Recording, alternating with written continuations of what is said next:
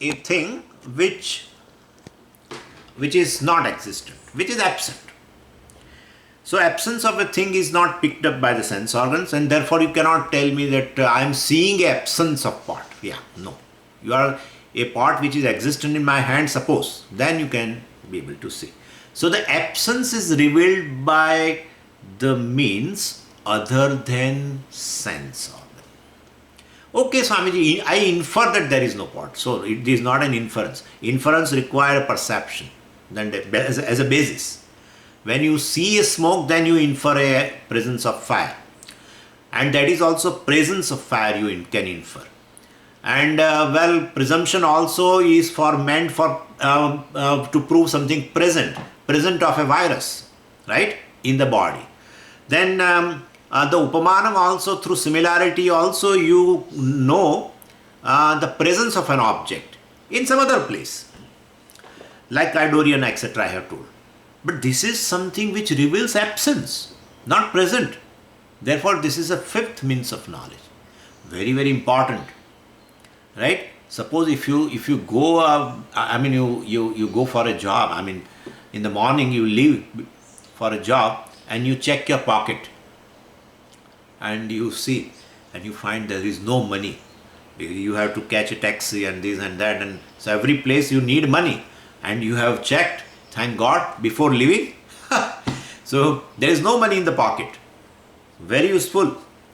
In a class, suppose all people are there, and I know that this person is sitting here, this person is sitting here, this person is sitting here, and today that chair is vacant. So I come to know the absence of a person, and then the next day he or she is not there. Third day he or she is not there. Fourth day he or she is not there. Then I call the person. What happened? Why are you not in the class? Oh, he said, Swamiji, thank God you have called me. I fell down at so and so while coming from the class, and I'm in the bed and this and that. And the person was so happy that I called, etc., etc. I visit a place, suppose, and the person's place, and then inquire about his health, etc. Well, so important. So, Phalavat, absence also is very, very, very, very useful. Just like the presence you prove through the various means of knowledge, directly, indirectly, that doesn't mean, it is not a matter. It's a big issue. Directly or indirectly, you know the presence of an object through the various means of knowledge, what we have counted. But this Anupalabdhi also is a means of knowledge which proves the absence of a thing, equally important. So we must know what exists, and we must know what doesn't exist. We should know that very well. Anyway, so fifth, Anupalabdhi. Ho gaya? And now the sixth, most important for us. We have one more means of knowledge, we ask this question: how do you know the existence of an heaven? Existence of an heaven. So it is not by perception. Nobody has seen the heaven. You cannot infer the heaven. For inference, you require definitely perception as a basis. Suppose somebody comes from the heaven and visits Bhuloka. Here it comes. Then you can prove. And he talks about it, suppose. Then you can definitely say that, yeah, heaven exists. But nobody comes, whoever goes to heaven don't return at all. And therefore, so if Devata, etc. comes, then definitely we can inquire. And then we can infer, yeah, because he has come from that place, etc. Well, presumption also doesn't work. Because if one step doesn't work in inference, then how the presumption is going to work? Then similarity. There is nothing similar to heaven by which you can say, somebody can tell us, especially the gurus. All these gurus can tell you, look, this is, could you see this? Yeah, the heaven is exactly like that. Even though they compare, this is for information for you. You would be very happy. In India, they always talk, you ask, if what kind of heaven is of what kind? What kind? The boy asked. See, if the USA, USA is a place where the heaven is exactly like that. Well, I would not give that example now, but before I was also giving an example. Well, lots of facilities and these and that and etc. etc. So you cannot prove the presence of a heaven by giving a similarity with something else. Heaven is unique. In fact, every loka is unique. Bhuloka is unique, definitely. Otherwise, why devatas have to come here? Because they want to have an experience of Bhuloka. So they come. Of course, they don't require visa, but then they come here. Anyway, so how do you know the existence of a heaven? That's a very big thing. And well, all these other means of knowledge have no scope. Anuplabdhi has no. Anuplabdhi proves the absence of something. We want a presence of heaven, and therefore Anupalabdhi will not work at all. Anyway, so with reference to heaven,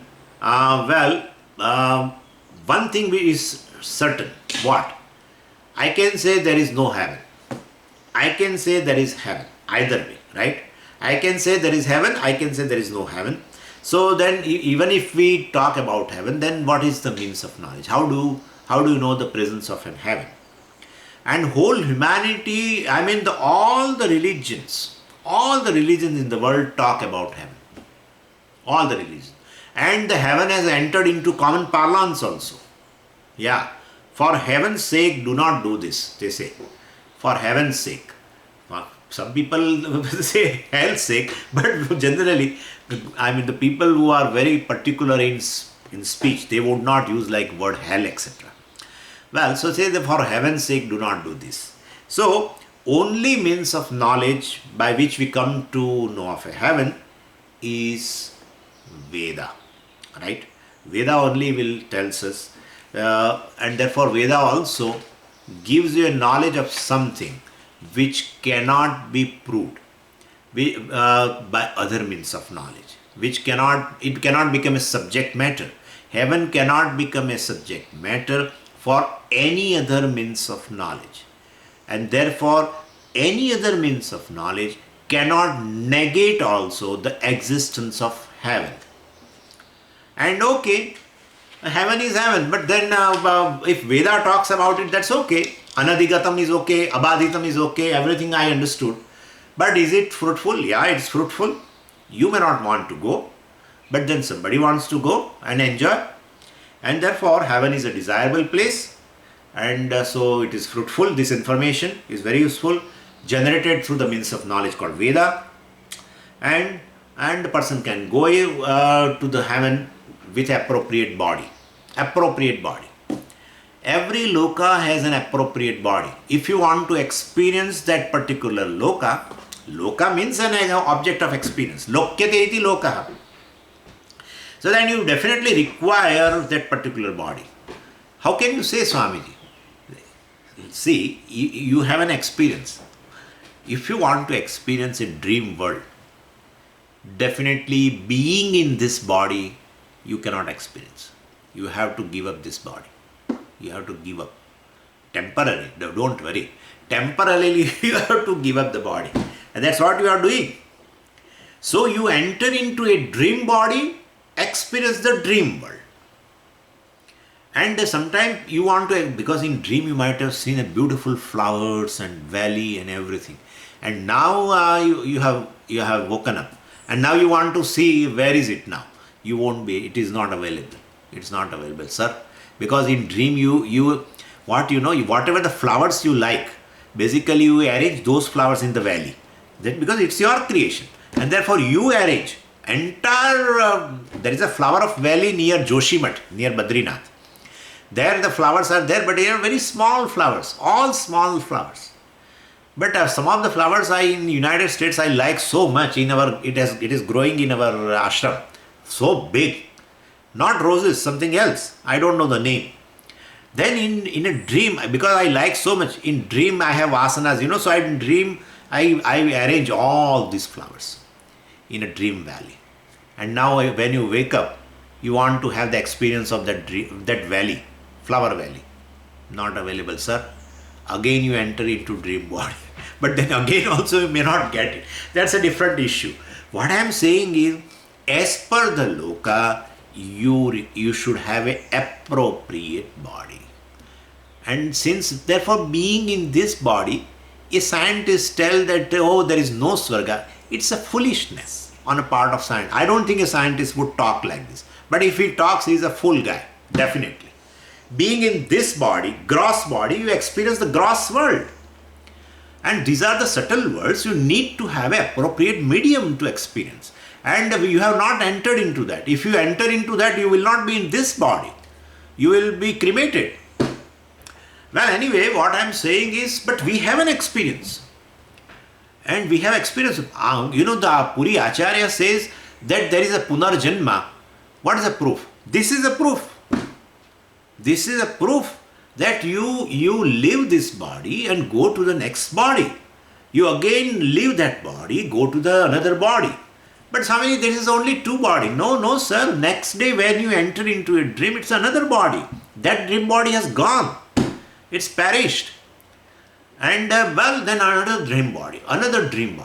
In 50 years, how many dream bodies you have entered? And therefore, the jiva survives the body. That is proved. Jiva survives the body. Even if you are disidentified with this gross body and can enter into a new body, and you know very well that you are seeing the dream, well, definitely that shows the jiva has a continuity. Bodies perish. You disidentify with one body, enter into another, third, fourth, etc. Tatha dehantara praptihi dhiras tatra na muhyati. Bhagavan said, dehantara prapti. Jiva survives the body is is a matter of an experience for you. Anyway. But ultimately we will have to rely that after giving up this gross body, whether I enter into a new body or not, well, Veda has to tell you. Because we don't have that experience. But we change the body, that much experience we have. We give up even this gross body, that experience we don't have, because every morning we get up in the same body. Therefore, that is to be told only by Veda. Therefore, Veda is a unique means of knowledge. It reveals the subject matter which cannot be known through other means of knowledge. So, Swarga, etc. And for going to Swarga, so many means are there. Don't think we only have one. This Vedanta is always keep holding on to one sentence. Jyotishtomena Swarga Kamo Yajeta. Jyotishtomena Swarga Kamo. So we feel that there is one Jyotishtoma. That what is that Jyotishtoma? That also we don't know. We don't know how to spell also properly. But still we say Swarga Kama. The one who is desirous of a Swarga, well, he will perform that. Bhagavan said very clearly in Bhagavad Gita, well, apavrutam Swarga Dwaram. If you want Swarga, well, fight. He tells openly to Arjuna that even if you die fighting this war, you will enter into the heaven. Very clearly he said, apavrutam. For you, the doors of the gates of heaven is open. For a Kshatriya fighting a righteous war and dying, definitely being a Kshatriya, he fights to the death. Either he kills or either he is killed. Either. There is no going back. No going back. In fact, his wife will not allow him to enter into the home. If he runs away and tells to his wife, I have, run away from the battlefield. Kshatriyani will not, if it is a Rajput people, they will say, you go back. I don't want you. That's how even the ladies were. Anyway, whatever I am saying is there are various means of gaining Swarga and various stipulated rituals, etc., charities, etc., to get this kind of punyam, and so which will convert into Swarga. Okay, that is the subject matter of the Purva Bhaga of the Veda, and also to know the existence of the Devatas, deities, Indra, Varuna, Agni, etc. Well, and the means of knowledge for that also is Veda. In fact, in Brahma Sutra it has been proved. There is one Adhikaranam called Devata Adhikaranam. There it has been very nicely proved that Devatas also have a body.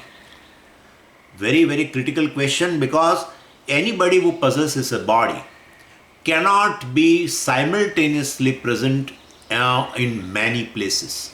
If I have a body, Suppose you say, Swamiji, please come at 10 o'clock to my place. Then somebody says, oh, Swamiji, at 10 o'clock, please come to our place. Suppose someone is staying in Bethlehem, another is staying in some New Jersey, and third one is staying in some Detroit, and all call me at 10 o'clock.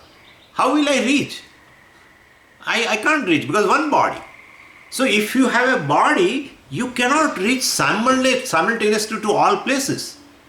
If devatas also have a body, then everyone is performing a ritual, invoking the devata in the fire to take the oblations.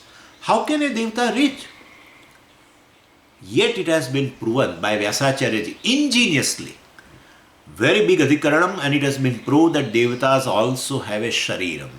And still they can go to any part of the world, any part of the universe in order to receive the oblations, in the rituals. Anyway, so Indra, Varuna, Agni, etc., all existence of them is basically proven through Veda. You come to know about them. Well, that kind of a subject matter is revealed only through a unique means of knowledge, Veda. And therefore, Veda is a pramanam. Very, very important. One person in New Jersey asked me a question before some time that, well, Swamiji, he asked like this. Do you understand what I speak? I said, yeah, I understand. I know a little bit of English and I know the words uttered by a human being, and so I can understand. Well, then do you understand the words of Veda? I say, yeah, I understand. Well, I need a dictionary and this thing and I can understand. So if I am able to speak, that you understand, and what Veda also says, that is also in the form of words, that also you understand. Therefore, basically, Vedas also is originated from a human being, because the words which are originated from me you are able to understand, and the words which are there in the Veda also, that also you are able to understand. Therefore, basically, Veda also has been originated through the human mind. That's how he asked. Then I said, okay, what you and me were talking regarding this pandemic, right? That you and me both, it is available for both of us through perception, through other inference, etc., or through presumption. So we can talk. So the subject matter between two of us is available to both of us. The subject matter in the Veda is not available for either of us. Veda talks about Swarga. Have you seen Swarga? I asked. Have you seen Swarga? No. So the subject matter, even though it is in form of words, and it should be in the form of words which human beings should understand, because Veda is desirous of giving you the knowledge, then he has to use the language which human being can understand. But the subject matter is entirely different. Subject matter is apaurusheya, not available to the human beings, not available to the human being through the means of knowledge available to the human beings, like perception, inference, presumption, etc. Not available. Like a presence of a devata, presence of a punya papam, presence of, the existence of swarga, everything. All this basically revealed by the words of the Veda, and the words should be in the form which you and me can understand, but the subject matter is not available to the means of knowledge available to the human being. And therefore, well, definitely, and the Shabda of the Veda becomes a pramanam only when you have a Shraddha. Very big thing. Shraddha is there, then it becomes a means of knowledge. If Shraddha is not there, like scientists do not have a Shraddha, well, then for them this is not a means of knowledge. For us it is a means of knowledge. I will talk about it sometime. We say, no, the Veda here talks about something. Swamiji, now science talks about it. We have already talked, and therefore, there will be Vedas is also scientific. We should not say that. Puja Swamiji has given a very, very, very ingenious reply. Why we should not call Veda as scientific? People are trying very hard, to bring the science and Veda near. One should not. In Swamiji's words, it's a dangerous attempt. It's a dangerous attempt to do that, in which science is going to win, Veda is going to lose the status. I will explain you that. Anyway, the status given to the Veda, of course, is an independent means of knowledge, cannot be questioned, by one's perception, inference, and so on. All, including Atma. Including Atma. Atma is not available for perception. Ashabdam, asparsham, arupam, arasam, nityam, agandhavacya, Kenopanisad says. It's not available for perception. We should always stick to the perception. That is a mool pramana. And if you cannot prove through perception, don't go ahead. Because all other pramanams require perception as a basis. Inference requires perception. You infer about the presence of a fire. But unless you see a smoke, how will you prove the presence of fire? At least you have to see the smoke. That's the basis. And then presumption. Well, definitely you should be able to measure the temperature of the person. No, I don't know what is the temperature and I am not able to measure. Then how are you going to prove the presence of a virus in the human body? How are you going to prove?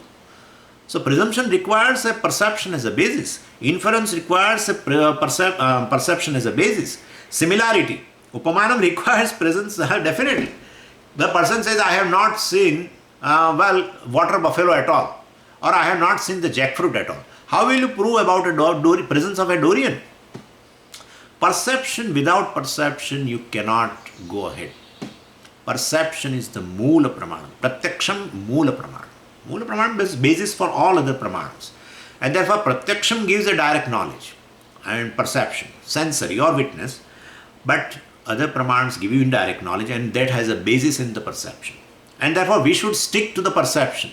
Once you say Swarga cannot be proved perceptually, forget about it. Other means of knowledge we should not talk about.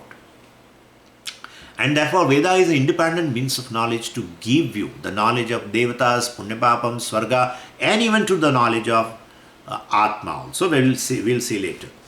Anyway, so basically, other means of knowledge cannot, since it is not available, since Swarga is not available for a perception to any human being, no human being can contradict also what Veda says. To contradict, you need to have, it should come into your sphere of knowledge. Then you can say it is not there. Right now, because you are able to see the pot in my hand one other time, right now you can say, yeah, it is not there. And therefore, basically, absence also, non-existence also, I can say, only when I am able to prove the presence of a thing through my means of knowledge. Then I can say it is there or it is not there. So, anything, the subject matter of the Veda is not a contentious. No way you can contradict. And even, and why? Somehow, they like to contradict. So, when the Veda comes, they themselves don't contradict what they see. What I see, that scientist, what he is seeing, he does not contradict. He takes it for granted.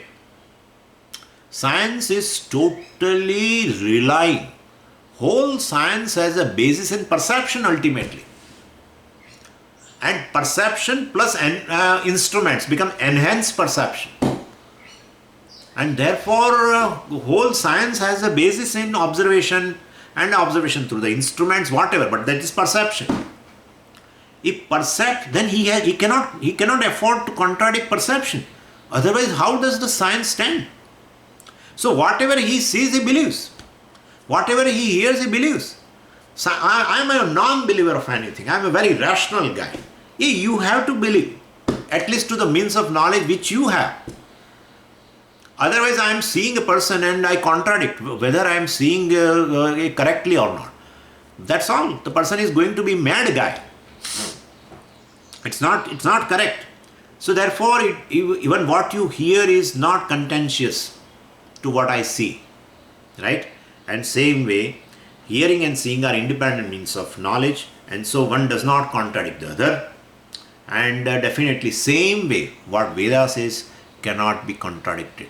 Because like in the perception, we count 5, right? 5 means of knowledge. We have already counted 5 means of knowledge. And same way, Veda also gives you, and everyone has its own subject matter, every own sphere. It has this has a sound, this has a form, this has a touch, this has a taste, this has a smell. his own sphere. And so therefore one other means of knowledge cannot interfere in the activity of other means of knowledge. Means one means of knowledge cannot interfere into the activity of other means of knowledge, and therefore cannot contradict also. Same way Veda is a means of knowledge, will give you the information regarding Punya Papam, Devata, Atma, etc. All these things, Swarga, etc. Other lokas also, you cannot contradict. You may say, Puja Swami says very nicely, you can say, well, I don't care for, even if your heaven is there, or if your Punya Papa is there, I don't care for.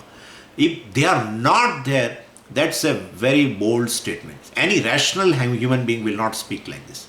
Rational human being first proves through his means of knowledge, and ultimately comes to conclusion. But to prove that it is not there, it has to come into the sphere of the means of knowledge available to him. And Swarga is not going to come. Anyone who goes to Swarga never comes back and tells, I was in the Swarga and I was pushed into the earth now because my punya was over. No one comes. And people may be going to the heaven, but when they return, they forget everything. They say when the jiva enters into the womb of mother, at that time it forgets everything of the past. That they say, and it's very beautiful, very, very beautiful that he forgets the past. Apohanam is really a saving grace for the human being. In this life, we have certain experiences. If we don't forget, we definitely lose our sleep. Really. People don't forget certain experiences and they cannot sleep. They become abnormal. They have to be given some medicines. So Apohanam Bhagavan, that's how it's said in the 10th chapter, that Apohanam Smritihi, Apohanam, etc. is from me alone. Matta Smriti Apohanam cha. Bhagavan said this is all. Apohanam is the forgetfulness. Also is really a blessing. Anyway, so one does not contradict, one pramanam cannot contradict the other. And so Veda is an independent. This is very important. Why you are talking so much about Veda and etc. and pramanam? If you have a pramanya buddhi, your shraddha will increase. If you will know that it is a valid source of knowledge, then you invest your life. And here it's an investment is what? My God. This Vedanta needs an investment of whole life. Vedanta is a pramanam where your commitment is full, required in a full measure. It is not that partially, Swamiji, I am doing some shreya and some preya and then I am trying to balance between them.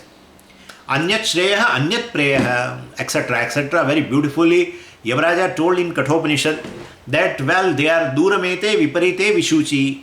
They are poles apart. One cannot, in one's life, one cannot have a combination of dharma, artha, kama and moksha also. No, it is impossible. There is no unique means which will give you a goal, all the four goals. No lifestyle is such which can give you all the four goals.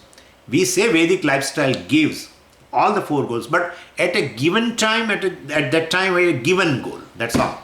Initially, artha kama, and then person becomes a purushartha viveka, and then he starts doing karma yoga. That is a way of, in his life, dharma becomes a goal, and then definitely that also he has to drop, and he now commits himself to moksha. Moksha is ultimately primary goal, has to be decided when one person does a purushartha viveka.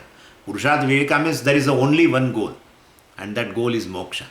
No one wants anybody else, nothing else. No one wants.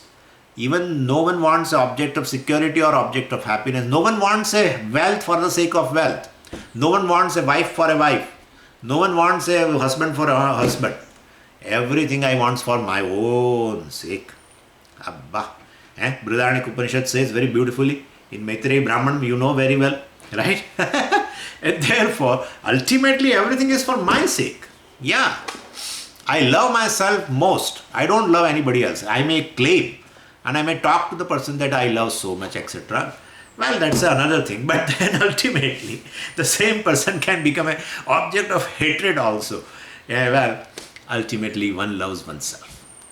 Well, one loves oneself because what you love must be the source of joy. And therefore, if you love yourself the most, unconditional love towards yourself proves automatically that you must be the source of happiness. Anyway, so Veda is an independent means of knowledge that cannot be questioned by other means of knowledge. Now, Veda gives rise to certain knowledge, which is useful, and I have told you that like other means of knowledge, some of the information in the Veda may not be useful. Definitely, may not be useful because you may not be interested. Veda talks about a beauty. You say, I don't care for all this. Veda talks about a child now. You say, I am already having. Why? I don't want putra kameshti. Veda talks about a Kariri Yaga, a lot of rain. But I am living in Cherapunji. I am getting 1,000 inches of rain every year.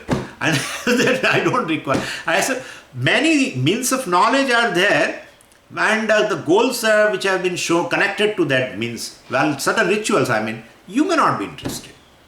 Same like perception. Lot of things you see right now, you may not be interested in all.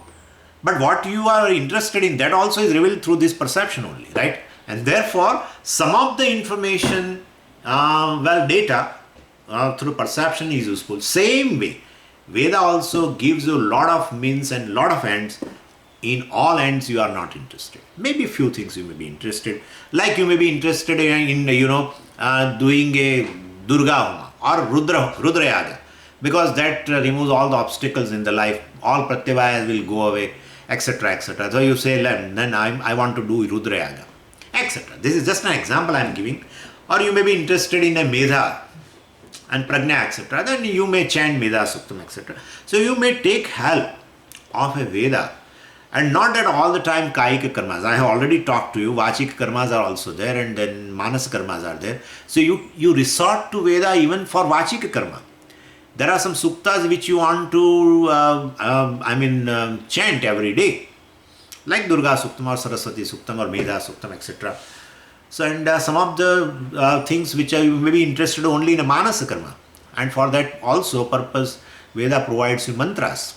Well, definitely the very Gayatri mantra which person does a japa in a Sandhya Vandanam comes from the Veda. And so basically all the time we feel means all ritual. Need not be. Not all will not be a Kayika karma. Maybe Vachika karma, maybe Manas karma, but the means are provided by the Veda. And in some of the means you are interested because you are not interested in the ends provided by that particular mean. You may be interested in something else. So there's Pujya Swami used to give an example of like a newspaper. Gives you so much information, but certain information is not useful for the sannyasis. Like wanted, they give an advertisement. So wanted so and so, wanted receptionist, etc. A sannyasi, even though he reads a newspaper, New York Times, but he is not interested in. Some of the information he may be interested to give an illustration in the class. So there's therefore, so this is a thing. Anyway, like a person goes to a supermarket, he may not be interested in everything. Like a person like me, the beautiful kind of, combs are there. Now, I may not require it. So, this is how it is. Anyway, so Phalavat Arthabodhakam Pramanam, that's correct, but fruitful, not in all aspects. So subject matter, of course, about in the Veda, entire subject matter is not fruitful to me. Some part may be useful. Maybe only entire you may want to just turn off the pages, all entire Purvabhaga, because you are Karma Yogi and you are mature now. You just want to know yourself, basically, that I am the source of joy and I am the source of security. You are interested in that because you want a moksha. Therefore, you may not see anything. Entire voluminous Veda, you just turn on the pages, all. And then, of course, last page, only one page. Ishavasya 18 mantras. So you are interested in that. So it may be possible. So Veda is a source of knowledge and gives you information, reveals a subject matter which is fruitful. But yeah, not entire Veda is useful to you, partly you will be useful. So all the above pramanas, now I will little go ahead in this. All the above pramanas, including the Veda, implies the presence of a knower, pramata. Perception, well, one means of knowledge, pramata is required. Means of knowledge is only beneficial when there is knower, right? If knower is not there, what they are going to do? Means of knowledge will be useless, because he has to wield the means of knowledge, and therefore he is going to use the means of knowledge, and therefore pramata is automatically proven. Pramata should be there. So all means of knowledge, including Veda, please understand, there is going to be a little change later, but all the means of knowledge presupposes pramata, the knower. And the Veda as an independent pramana also presents Brahman as a cause of the world and equates Brahman to the pramata, the knower. So the Veda talks about you as the cause of the world, and you indicates purely the pramata, because Veda is a means of knowledge, and one who goes to the means of knowledge to use it must be what? Pramata. And therefore Veda talks to him. Tvam means you, the pramata, is Brahman. Then definitely now pramata, existence of the pramata is now questionable, and therefore pramata is required on all the means of knowledge, but lastly the pramatrutvam has to go, pramata has to resolve. So that we'll see now. So definitely this is an equation, like the Shastra says, you, the pramata, the knower, is Brahman, the cause of the world. Now that is an equation of a oneness.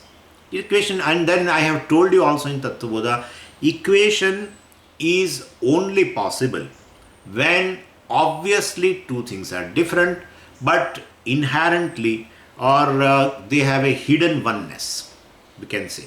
Obviously when the things are different, but in reality they are one, or in hidden way they are one. But this hidden way I don't like anyway. So let's say in reality they are one, but obviously when they are different, in that case you need an equation. If obviously they are one, you don't need equation. Inherently they are different, in reality they are different, equation is not possible. Could you follow what I am saying? Obviously different, but inherently or in reality they are one, then you need an equation. And well, so apparent differences between the pramata and the Brahman is very clear. But that this pramata is an individual, well, he is confined to this body mind sense complex, limited in knowledge, limited in power, etc., etc. And the Brahman is just opposite to that, right? Brahman is opposite to that. All knowledge, etc., etc. All knowledge, all power, etc. And therefore, basically, Brahman nahi, Ishvara is all knowledge. Okay, Ishvara. Because I have already discussed about this in the Tattvabodha, but in case somebody forgets and argues that, for us there is no big difference between Ishvara and Brahman here. So sometimes they call Jiveshvara Ikyam, sometimes they call Jiva Brahma Ikyam, and Bhashyakara has so much liberty. He whatever the word appears in his mind he uses. Sometimes he writes Ishvara, sometimes he writes Brahman. No, Swamiji, Brahman plus Upadhi, Maya, then becomes Ishvara. Then without that it is not. Yeah, but the Maya is a Mayikam. It is not really an entity which makes Brahman into Ishvara. Since you are seeing the creation and all that I have discussed, now I don't want to go into that. We have discussed at a great length what this Maya is, and therefore, anyway, so the revelation of oneness by the Shastra between these two definitely implies the disappearance of Pramatru. Because the Pramatru has a certain limitation, and while if he retains this limitation, then he cannot discover that I am Brahman. If he has to say, when Shastra says, you, the knower, the Pramata is Brahman, and then I have to say, I am Brahman, right? If I say I am Pramata, retaining the Pramatrutvam, then now the equation is no more useful to me. Mahavakya is not useful to me. And therefore the Vedanta is not a pramanam for me. Then you have to say, well, if you have understood Vedanta and understood Mahavakya, you have to say, I am Brahman. Then you have to negate Pramatrutam, definitely. Both you cannot keep. Why both cannot be kept? Because both are of opposite nature. So either way you have to say. Then why Shastra is negating that I am Pramata? Because without Pramata you said nothing is, I am not able to know anything. And therefore this very Pramata is to be negated? Yeah. Because negation has no meaning if it is not negatable. Definitely it shows being negatable, Shastra is negating. Being negatable. Its nature is such that it should be negated. It is negatable, therefore we are negating. If it is not negatable, and then we cannot negate. And therefore, if I am Pramata, that's a reality. Shastra cannot tell. And even if Shastra says, I should not agree with it. Shastra says, you are Brahman. Means you are not a Pramata. And I say, I am Pramata. That's a reality. Now, whose view is correct? If Shastra says that is correct, then definitely I have to drop Pramatra. So ultimately, after all means of employing all the means of knowledge by a Pramata, by a knower, ultimately Pramata also has to resolve.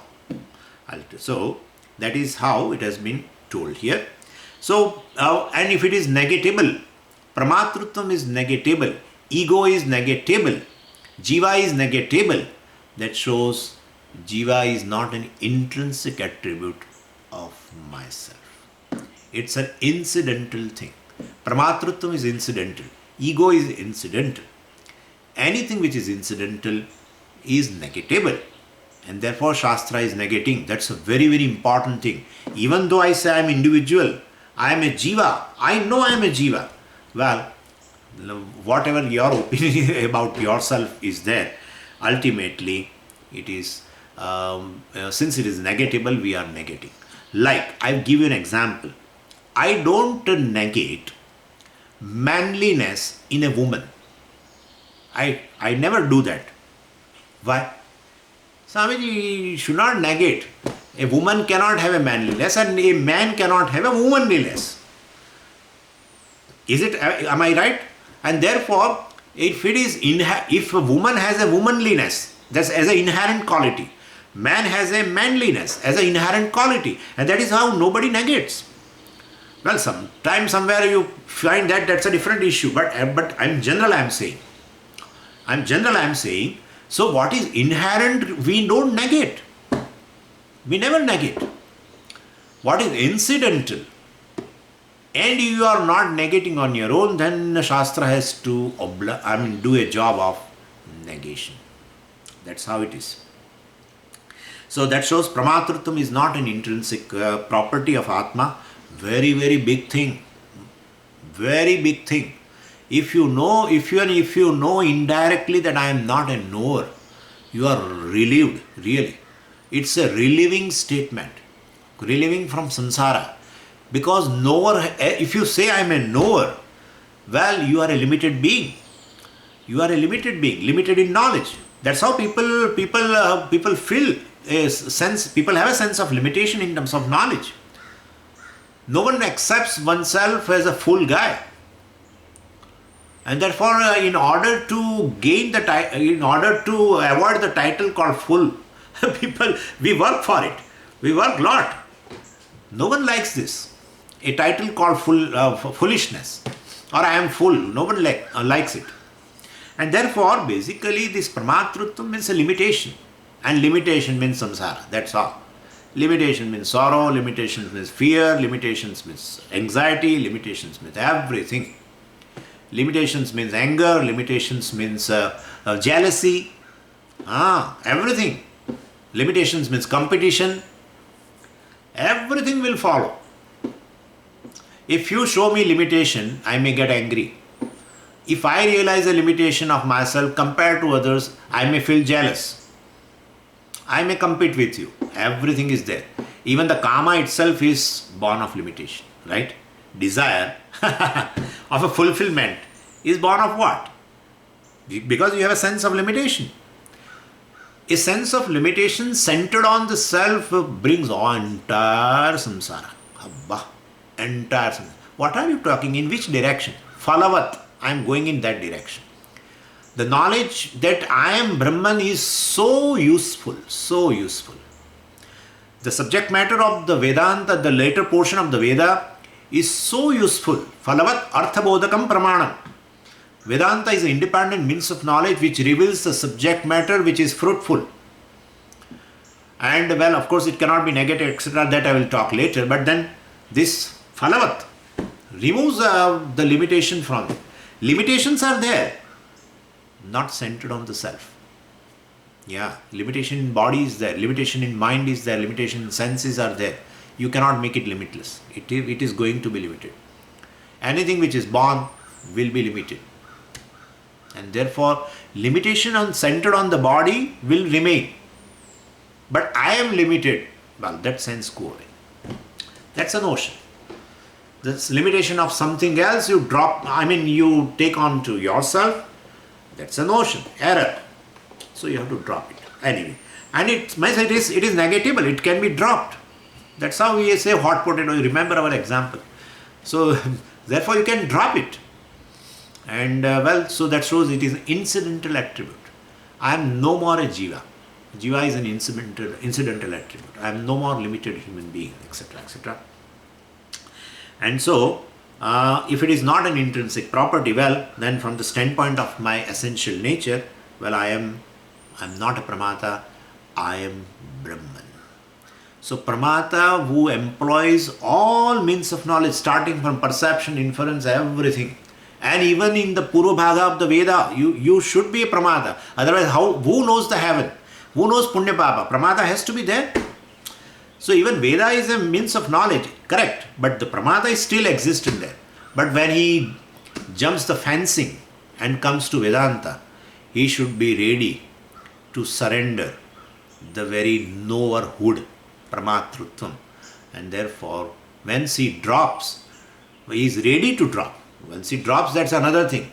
If he is ready to drop, he will gain limitless. That's what the Mahavakya reveals. You are limitless. Drop the notion that you are limited. You are a jiva. You are an individual. You are a knower. Drop that notion. Mahavakya reveals this.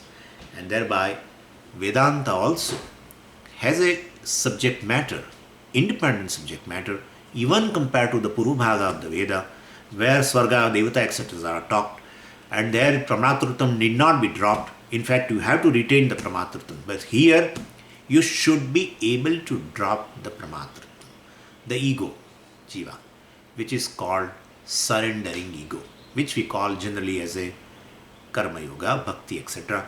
Readiness to drop the ego, Pramatrutam.